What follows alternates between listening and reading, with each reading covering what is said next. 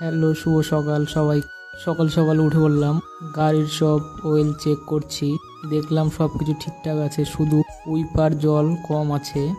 সামনে এবং পিছনে উইপার জল ঢাললাম।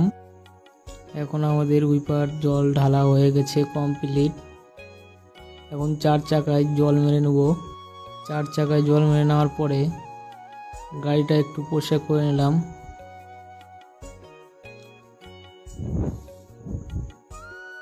এখন গাড়ি স্টার্ট করব।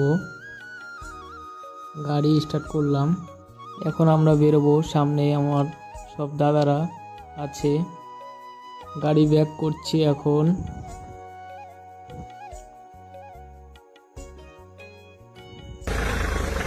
এখন আমরা বেরিয়ে পড়েছি।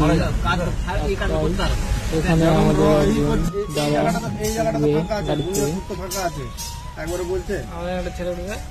এখন আমরা বাইক আছে